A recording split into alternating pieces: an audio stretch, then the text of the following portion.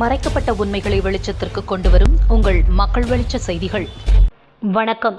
மனித உரிமைகள் மற்றும் மனிதவள மேம்பாட்டு அமைப்பு சார்பாக அரசு பள்ளியில் கல்வி பயிலுகின்ற மாணவர்களுக்கு கல்வி உதவி நலத்திட்டங்கள் மற்றும் போதைப் பொருட்கள் பயன்பாட்டுக்கு எதிரான விழிப்புணர்வு நிகழ்ச்சி செங்கல்பட்டு மாவட்டம் காட்டாங்குளத்தூர் ஒன்றியம் சிங்கப்பெருமாள் கோவில் ஊராட்சியில் அமைந்துள்ள அரசு மேல்நிலைப் பள்ளியில் மனித உரிமைகள் மற்றும் மனிதவள மேம்பாட்டு அமைப்பு தமிழ்நாடு மாநில தலைவர் சுரேஷ் தலைமையில் அரசு பள்ளியில் கல்வி பயிலக்கூடிய மாணவ மாணவியர்களுக்கு கல்வி உதவி நலத்திட்டங்களும் மற்றும் போதைப் பொருட்கள் பயன்பாட்டிற்கு எதிரான விழிப்புணர்வு நிகழ்ச்சி நடைபெற்றது.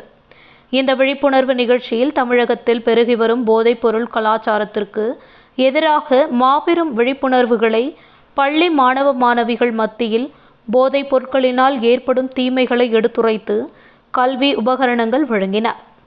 இந்நிகழ்ச்சியில் பள்ளி தலைமை ஆசிரியர் டெய்சி, வட்டார வளர்ச்சி அலுவலர்கள் பாஸ்கர், மீனாட்சி, மாவட்ட குழந்தைகள் பாதுகாப்பு அலுவலர் தினகரன், மாநில செய்தி தொடர்பாளர், லாரி உரிமையாளர்களின் சங்கங்களின் கூட்டமைப்பு சிங்கை கணேஷ் அமைப்பின் மாநில செயலாளர் கான்ஃபிடன்ஸ் சுரேஷ், செங்கல்பட்டு மாவட்ட தலைவர் சிங்கை ஜனார்த்தனன், சிங்கை கௌரவ தலைவர் VLS ரவி, மாநில செயற்குழு உறுப்பினர் நாராயணன் மற்றும் ஒருங்கிணைப்பு குழு உறுப்பினர்கள் ஜெகதீஷ், ராஜ்குமார், விஸ்வா, கார்த்திக், ஜெபராஜ், பள்ளி மாணவர்களின் பாதுகாப்பு குழு உறுப்பினர் மற்றும் முன்னாள் மாணவர்களின் குழு உறுப்பினர் அலிசஃபர் மற்றும் சிங்கப்பெருமாள் கோவில் ஊராட்சி மன்ற தலைவர் மற்றும் நிர்வாகிகள், அரசு அதிகாரிகள், மக்கள் பொதுநிலை அமைப்புகள், பெற்றோர், ஆசிரியர், கழக சமூக ஆர்வலர்கள், கிராம பொதுமக்கள் மற்றும் மனித உரிமைகள் மற்றும்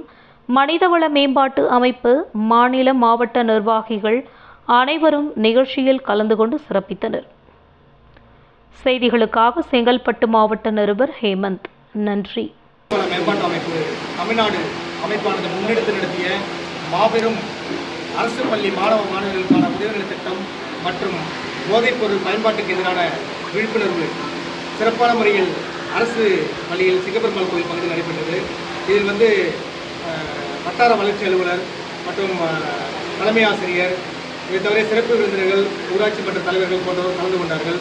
இதில் சிறப்பு உரையாற்றிய நபர்கள் போதையை பற்றிய விழிப்புணர்வும், போதையினால் பாதிக்கக்கூடிய மாணவர்களை அவர்களது மனநிலை பொறுத்து அவர்களுக்கு ஊக்குவிக்கும் விதமான சைக்காலஜிக்கல் ப்ராசஸ் என சொல்லக்கூடிய கவுன்சிலிங் அளித்து இந்த பள்ளி மாணவர்களை அடுத்த கட்ட நகர்வுக்கு கொண்டு செல்லக்கூடிய ஒரு நிலையை உருவாக்க வேண்டும் என்றும், போதையை முற்றிலுமாக இந்த சமுதாயத்தில் ஒழிக்க வேண்டும் என்ற நோக்கத்துடன் இந்த விழிப்புணர்வு முகாம் நடைபெற்றது.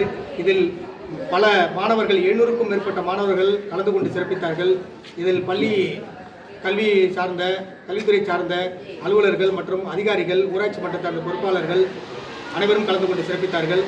இந்த போதையை முற்றிலுமாக ஒழிப்பதற்காக மனித உரிமைகள் மற்றும் மனிதவள மேம்பாட்டு அமைப்பு தொடர்ந்து தமிழ்நாட்டில் பல மாவட்டங்களில் இதுபோன்ற விழிப்புணர்வுகளை நடத்தி வருகிறது. கண்டிப்பாக இதன் மாற்றத்தை வருங்காலங்களில் இந்த மனித உரிமைகள் அமைப்பு செயல்படுத்தும் என்பதில் எந்த ஒரு மாற்று கருத்தும் கிடையாது. நீங்கள் அரசு பள்ளி ஏன் தேர்ந்தெடுக்கிறீங்க? எதுக்காக பள்ளியை நோக்கம் உங்களுடைய விழிப்புணர்வு எதனால்? இது போன்ற விழிப்புணர்வு முகாம்களை தொடர்ந்து அரசு பள்ளிகளை தேர்ந்தெடுத்து நடத்துவது குறிக்கோளாக அமைப்பு எடுத்திருக்கிறது.